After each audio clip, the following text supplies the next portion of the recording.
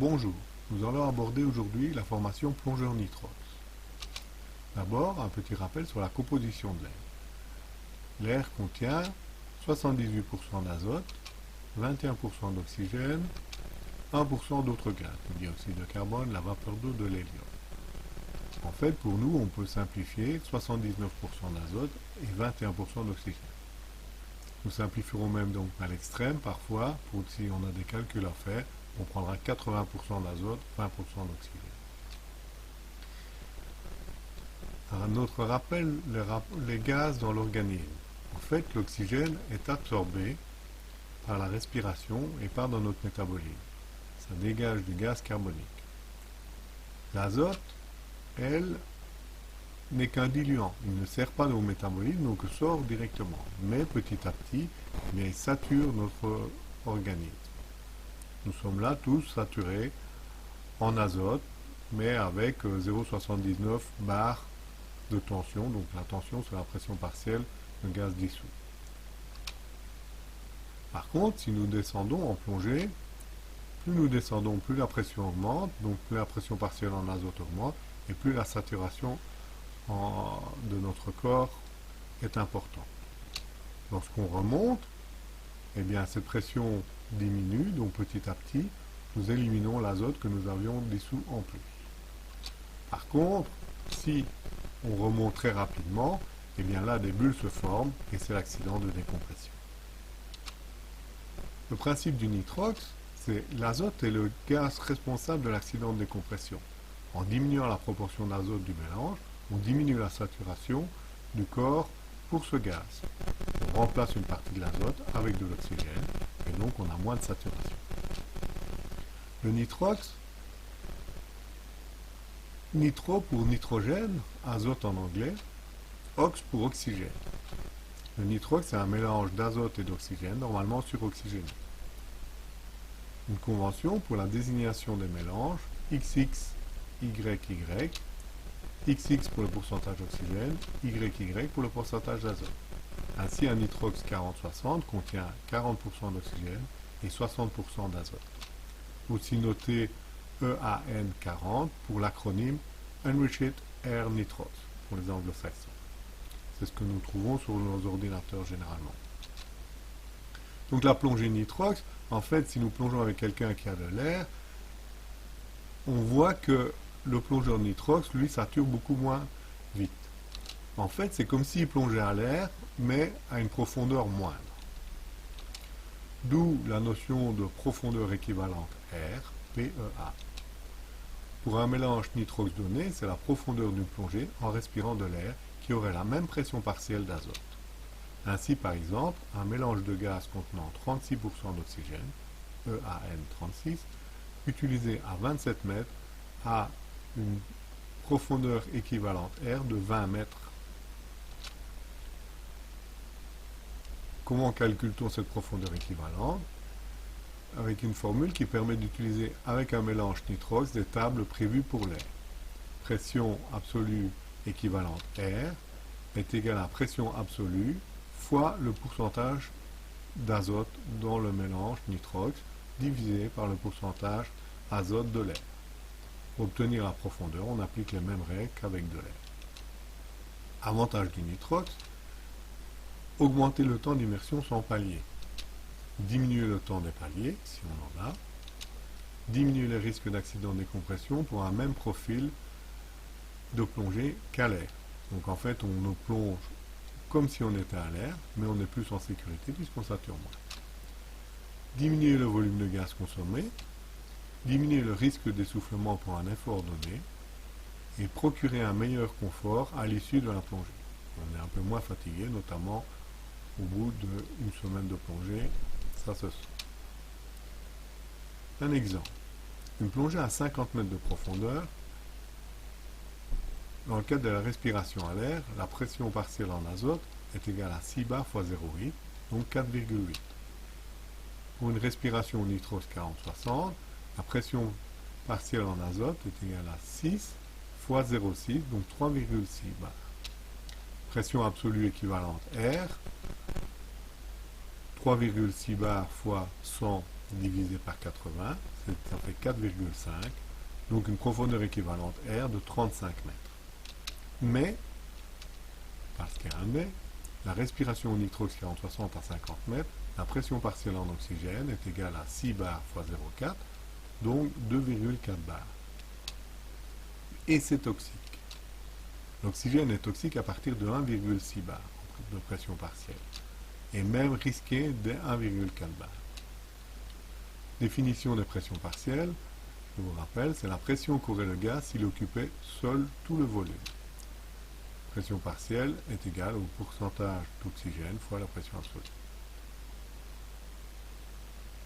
PPO2 désigne la pression partielle en oxygène. Inconvénient du nitrox, donc c'est cette toxicité de l'oxygène. Ça entraîne une limitation de la profondeur par rapport à l'air. La manipulation des gaz est plus contraignante. La fabrication du mélange demande une grande attention et un matériel spécifique. Le matériel doit être compatible oxygène si le pourcentage d'O2 est supérieur à 40%.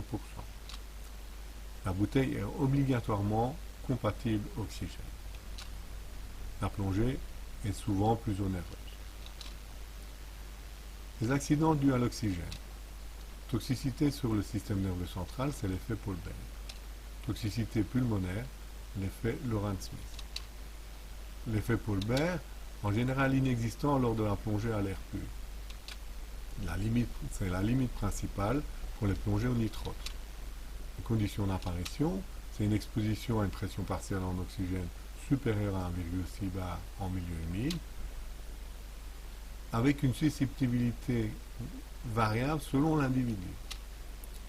Susceptibilité variable chez le même individu de manière imprévisible. Donc quelqu'un qui n'a pas eu de souci avec une pression partielle de 1,6 bar un jour peut avoir des problèmes à une pression partielle de 1,5 bar. Les signes annonciateurs, ça peut être des crises convulsives sans signe avant-coureur. Ça peut être une accélération de la fréquence cardiaque, des nausées, des vertiges, des crampes, des convulsions de la face, des troubles visuels, des troubles auditifs, des bourdonnements, euphorie, troubles du comportement. Quel est le déroulement de la crise? Il y a d'abord une phase tonique de contracture généralisée en extension associée à une apnée. Donc attention à ce moment-là de ne pas remonter, ça pourrait entraîner une surpression pulmonaire. En phase clonique, ça dure 2 à 3 minutes, c'est des convulsions, avec éventuellement morsure de la langue, perte d'urine. En phase de dépression, ça dure une dizaine de minutes, le retour progressif à la conscience, mais pendant cette phase-là, il y a des confusions. La conduite apnée. L'agitation de l'accidenté présente un risque pour le sauveteur pendant la phase tonique, donc il faut une approche prudente.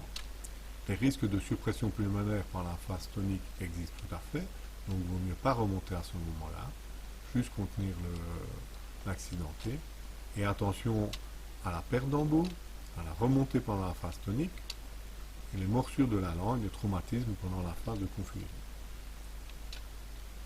Et donc après la remontée, il faut une évacuation de l'accidenté. La prévention, c'est reconnaître les signes annonciateurs, et dans ce cas, remonter immédiatement. Respect de la limite de pression partielle en oxygène maximum de 1,4 bar, maxi 1,6. Ne pas dépasser 2 heures de plongée avec un mélange suroxygéné. Diminuer ses limites en cas de plongée au froid ou de travail au fond. Calcul du pourcentage SNC ou CNS, donc le pourcentage de toxicité pour le système nerveux central. L'effet Lorentz-Smith, ça ne concerne pas la plongée d'exploration. C'est une irritation pulmonaire à l'oxygène, dont les conditions d'apparition, c'est une apparition lente et progressive lors de longues expositions, plusieurs heures. C'est pour ça que ça ne concerne pas nous en exploration. Ça disparaît si la pression partielle en oxygène passe en dessous de 0,5 bar, mais il faut en prendre compte pour l'oxygénothérapie hyperbare, pour les plongées paliers en hyperoxie ou les plongées à saturation, donc plongées professionnelles. Association avec certains médicaments, les décongestionnants nasales, donc ça peut éventuellement nous concerner. Quels sont les signes? mais une taux d'intensité croissante avec la durée d'exposition, puisque c'est une inflammation des poumons. Ça peut entraîner de l'œdème pulmonaire, une bronchopneumonie réversible, diminution réversible de la capacité vitale. Quelle est la prévention? Limiter les plongées à 2 heures maximum et éventuellement calcul des O2. Nous n'aborderons pas spécialement cette technique-là, puisque ce n'est pas des phénomènes qui nous concernent. Mais certains ordinateurs nous donnent cette valeur. Prévention des accidents spécifiques. Pour l'effet de Poulbert, calcul du pourcentage SNC, donc la toxicité pour le système nerveux central. Limite de la pression partielle en oxygène, pas de profondeur, dépasser la profondeur maximum.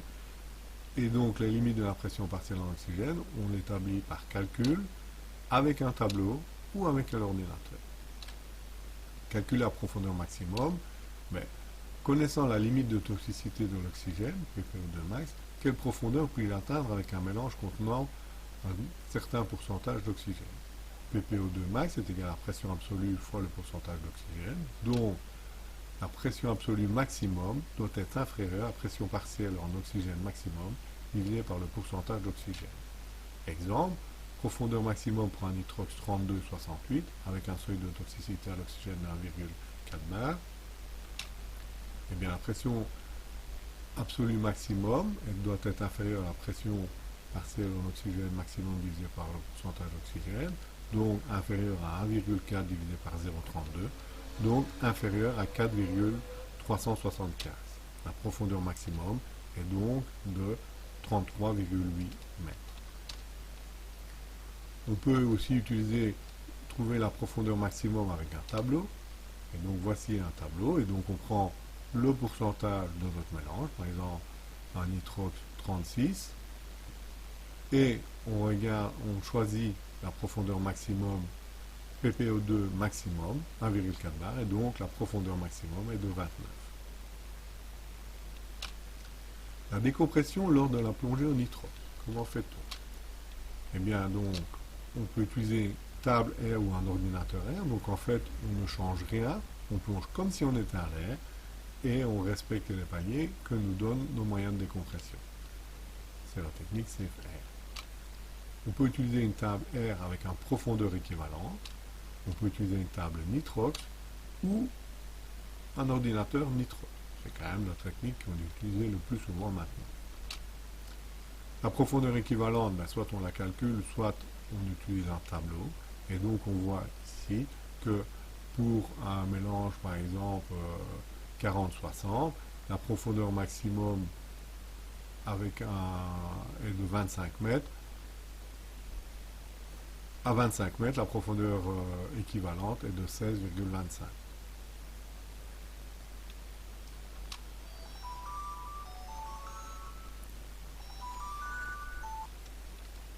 Un rappel pour les tables MN90. Pas de modification de la durée des paliers R, pas de modification de la profondeur des paliers R, pas de modification de la vitesse de remontée. On rentre dans les tables en utilisant la profondeur équivalente. On ne dépasse pas 2 heures d'immersion et il est conseillé de ne pas dépasser 1,4 bar de PPO2, éventuellement 1,6 maximum. Gestion des consécutives, successives ou des procédures d'urgence identiques à l'air. Majoration calculée à partir des profondeurs équivalentes. Ça ne prend pas en compte des seuils de toxicité de l'oxygène. Il existe également des tables MN90 recalculées pour des mélanges usuels. Voici la courbe de sécurité pour les mélanges usuels. Donc on voit par exemple que pour un nitrox 40-60, eh bien on reste 10 minutes à 10 mètres en illimité, 15 mètres illimité aussi, 20 mètres 75 minutes, à 25 mètres 50 minutes, 30 mètres 40 minutes, mais là on dépasse déjà la pression partielle en oxygène de 1,4 bar. On constate aussi par exemple qu'avec un 32,68, à 15 mètres, on est à 135 minutes. 135 minutes, c'est plus de 2 heures, donc en fait, normalement, on doit se contenter de 2 heures de plongée dans ce cas. Les ordinateurs de plongée, donc qui sont très nombreux et très variés. Il permet de programmer le mélange. La profondeur affichée est toujours la profondeur réelle. Les paliers sont toujours affichés de 3 mètres en 3 mètres ou en continu, comme ils le sont quand on plonge à l'air. Prise en compte de la toxicité de l'oxygène avec le pourcentage d'exposition, pourcentage SNC ou CNS pour les anglo-saxons, et donc c'est souvent ça qu'on trouve sur nos ordinateurs. Prise en compte originale des paliers à l'O2 par un repérage de l'arrêt respiratoire sur le bloc nitrox. Donc ça, c'est si on plonge avec deux mélanges, lorsque on a une sonde sur notre détendeur, le bloc principal, et qu'on arrête de respirer, mais automatiquement l'ordinateur se dit que si on ne respire plus sur ce détendeur-là, c'est qu'on respire sur le mélange, le deuxième mélange, et donc il prend ce deuxième mélange en compte pour la désaturation. Par contre, il faut y faire attention que si, pour une raison quelconque, on a dû prendre le détendeur d'un compagnon, et bien là, il compte une désaturation erronée, puisqu'il ne tient pas compte du mélange qu'on utilise chez l'autre personne. Et donc là, attention, notre déco n'est pas valable, et donc de toute façon, on interrompt et on refait les paliers qui étaient prévus par avant. Les ordinateurs. La majorité des ordinateurs actuellement commercialisés dits monogaz permettent de changer le pourcentage d'O2 de mélange respiré entre 21 et 50%. Il existe aussi des ordinateurs de mélange permettant de changer le pourcentage d'O2 des mélanges respirés entre 21 et 100%. Généralement, les pourcentages au-dessus de 50% ne se concernent que le deuxième gaz de déco qu'on n'utilise pas au début de plongée. Il existe également quelques ordinateurs 3 mélanges permettant de changer le pourcentage d'O2 des mélanges respirés entre 21 et 100%, donc pour la plongée tech. Il existe même des ordinateurs Trimix, donc qui prennent en compte la présence d'hélium. En mode nitrox, il donne des informations supplémentaires par rapport au mode air. Il donne le pourcentage d'oxygène du mélange. Il donne la profondeur maximum, MOD, donc l'abréviation anglo-saxonne. La pression partielle en oxygène, PPO2 qu'on a programmé. Ça fait également un compteur CNSO2. Et certains ordinateurs donnent même les unités de toxicité de l'oxygène au-dessus. Les alarmes se mettent en action notamment en cas de dépassement de la profondeur maximum, et là on voit la profondeur et la profondeur maximum qui clignotent. Et on a également, si la valeur du CNS, donc le pourcentage SNC, est trop élevé, notamment ça apparaît généralement à partir de 75%. Comment on règle tous nos ordinateurs? Donc on entre dans le menu mode, on valide le mode EAN, donc nitrox, on définit le pourcentage d'oxygène du mélange et la valeur maximum de pression partielle qu'on s'octroie. Donc pour par exemple quad de Marès, on est en mode, on a le mode R d'abord, on change et on met EAN, on introduit le pourcentage d'oxygène du mélange et on sélectionne la pression partielle en oxygène qu'on accepte. Par défaut, elle est de 1,4. Et donc on voit qu'il calcule la profondeur maximale, le mode. Pour un PUC, l'affichage est un peu différent, mais la méthode est la même, comme la grosse majorité des ordinateurs. Utilisation opérationnelle de l'oxygène et sécurité. Matériel pour la plongée nitrox. Quels sont les risques de l'oxygène? L'oxygène explose en présence de graisse. Donc pour un taux d'oxygène supérieur à 40%, il faut une utilisation d'équipements compatibles oxygène, détendeurs, manomètres, gilets, etc. Notamment, éventuellement, la combinaison étanche. On peut éventuellement avoir une petite bouteille pour utiliser sur le gilet et la combinaison étanche pour ne pas gaspiller notre mélange suroxygéné. Le taux d'oxygène inférieur à 40%, là on peut utiliser du matériel standard pour le détendeur, pour l'instable. La bouteille doit être compatible oxygène. Pourquoi?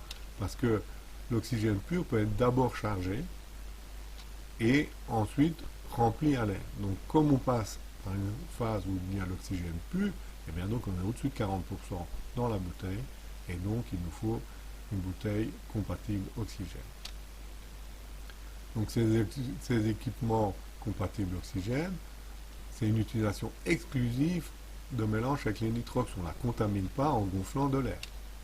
Le matériel doit être repéré clairement, donc avec ces couleurs vert et jaune et marqué nitrox dessus. Ne pas mélanger les équipements air nitrox. Ne pas utiliser les bouteilles nitrox sur une rampe non compatible et repérée. Elle doit être repérée nitrox pour ne pas amener de la graisse qui polluerait notre matériel. Les procédures, l'analyse du mélange. Un bloc nitrox subit au minimum 2 analyses. Il est analysé après la fabrication par le gonfleur et il est analysé par le plongeur avant son utilisation. Il faut en principe respecter un délai de 24 heures entre les deux analyses. Ce délai peut être réduit si le bloc est secoué, stocké, couché après son remplissage. Pourquoi? Parce qu'en fonction de comment on gonfle, si par exemple on gonfle d'abord à l'oxygène pur et puis on augmente, on met de l'air après, si le mélange n'est pas bien homogénéisé, en testant, on peut prendre un mélange qui n'a pas la bonne proportion d'oxygène. Donc, pour choisir son mélange, on vérifie personnellement la pression et faire personnellement l'analyse de son mélange. Notez le taux mesuré et la profondeur réelle maxi autorisée avec ce taux. Sur le bloc et sur le registre de gonflage. Il faut avant tout planifier sa plongée. Donc il faut définir la profondeur réelle prévue pour la plongée, la profondeur réelle maximum autorisée avec le mélange, la profondeur équivalente au cas où on doit utiliser des tables, le temps prévu au fond, la durée des paliers éventuels, la courbe de sécurité du nitrox utilisé et ne pas dépasser la profondeur maximale permise en fonction du nitrox choisi. Par exemple 30 mètres pour le nitrox 40-60. Avant la plongée, il faut vérifier le marquage du fabricant, analyser sa bouteille, marquer sa bouteille, c'est obligatoire. Et donc on y met la pression du mélange, les initiales de l'utilisateur, donc du plongeur, la date de la mesure, le type de mélange, le pourcentage d'O2 mesuré, la profondeur plancher d'utilisation du mélange, et calculer le PEA, donc la profondeur équivalentaire, ou configurer l'ordinateur. Si on n'a pas des étiquettes prévues à cet effet, on peut utiliser un scotch où on marque toutes ces informations. Il faut remplir, après avoir vérifié sa bouteille, remplir le cahier de gonflage. Ce cahier de gonflage comporte deux parties, une part pour le gonfleur et une part pour l'utilisateur.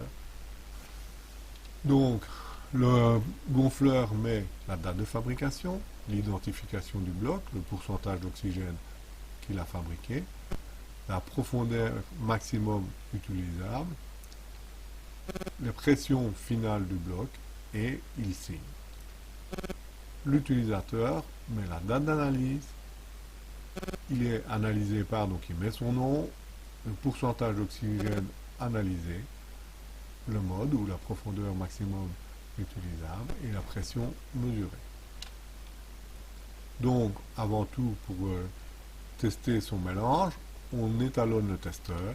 Donc, on allume le testeur, on met la sonde à l'air, puisque l'air a un pourcentage de 21% d'oxygène. Donc, on calibre l'appareil sur 21. Donc, voici la vis de calibrage R.